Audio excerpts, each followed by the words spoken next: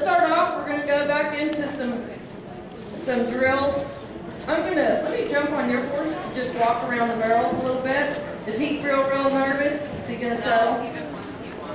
Okay. I'm going to just walk around the barrel a little bit and just talk about a few things, just kind of reiterate some of the stuff we're talking about over there.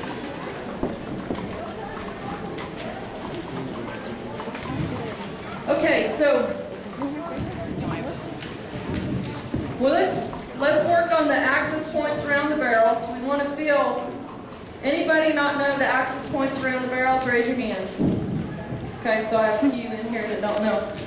The axis points are, here, Katie, I'll let you hang on here for a second. Let me show the axis points. It's a little bit easier on the butt.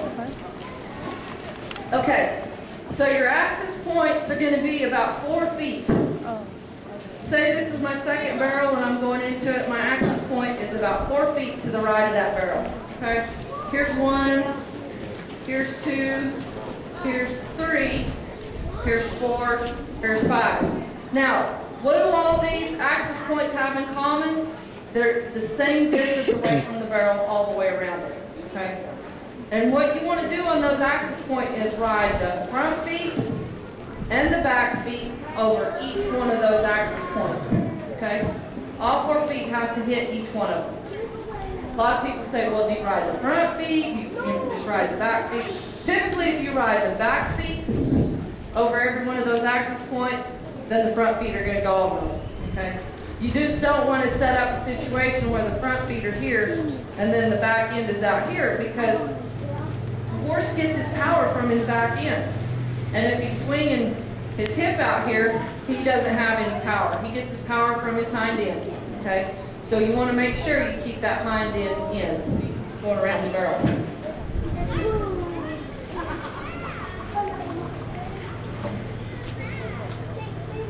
Okay, so a lot of what I talk about is mainly hip control. If you start thinking about riding the back end and where you're pointing the head, the shoulders, and the back end, you'll do a much better job of guiding that horse where he needs to go.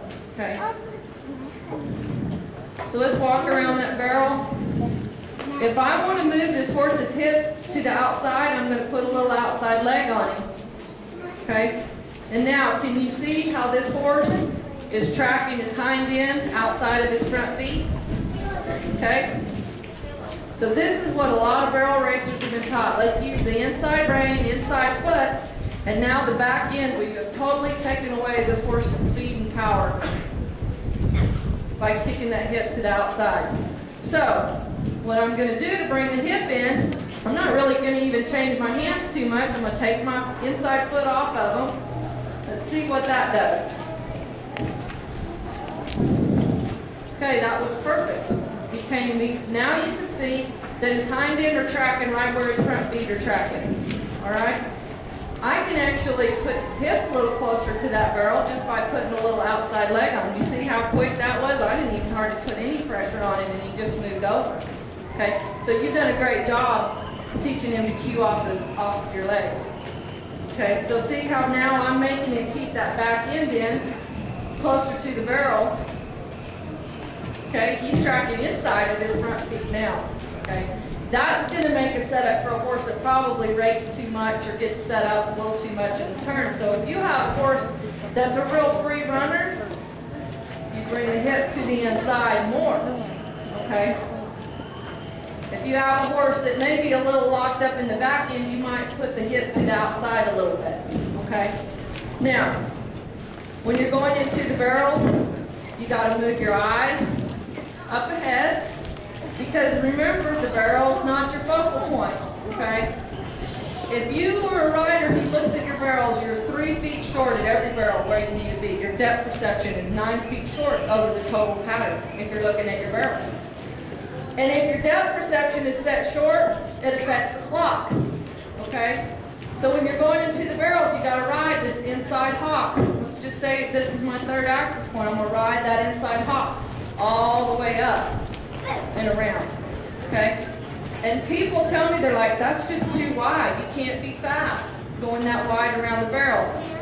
This 3 to 4 foot around the barrels is where the NFR barrel racers run.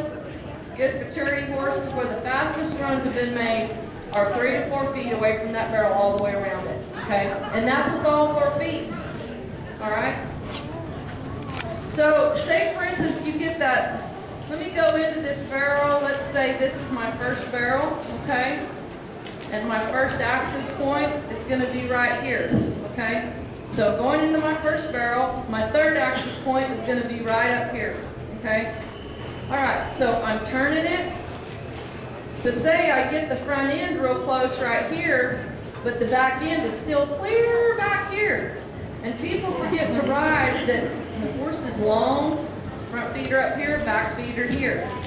So when you're riding, you can just, sometimes you can just close your eyes and just feel where that inside leg is coming down at. Just close and open your eyes and do nothing but just feel that inside hock underneath your horse, okay?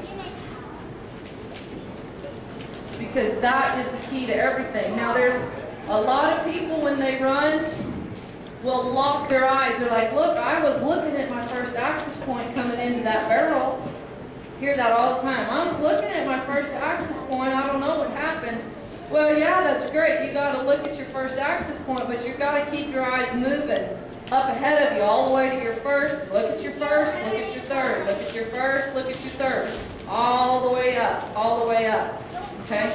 Now, when you're going into that barrel, okay, you guys hear me say the same thing over and over again, but it never hurts to hear it twice to reiterate what I'm doing. I'm going into this barrel, I'm more forward going to it, I'm going to sit down when I get there, but how do I really get my horse up there when he's trying to turn it too close? Okay?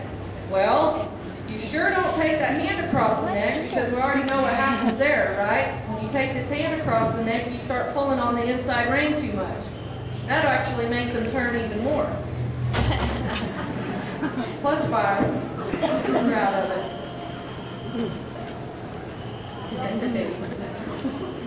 All right, so when you come into that barrel, how do you get up there to that axis point? Well, instead of bending the nose quite so much, you'll straighten that nose up, stay sitting down, but ride your feet up there. Just kick with your feet a little bit up to that third axis point. How many people think they forget to kick a little bit once they get into the turn going into it?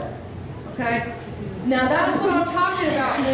When you get to a barrel race, you freeze up a little bit. Who gets frozen in their turn? Right? I did it too. I did it. I cost myself all kinds of money doing stupid things like that. Okay? When I rodeoed for a living to make my house payment, my truck payment, I mean, rodeoing was my job. So I had to ride good. So if I did what everybody else taught me to do, I'd have been bankrupt a long time ago. Okay? Because what everybody teaches you to do is go in there, kick on the inside. I mean, is this what you guys see everywhere you go? Huh? Bend the head around, look down at the barrel, that's what you see everywhere you go, for the most part. It doesn't work. I missed that. I was looking at her. If the horses are trying to hit barrels, Oh, burn his shoulders, burn them off the barrel, let's do this. That doesn't work either.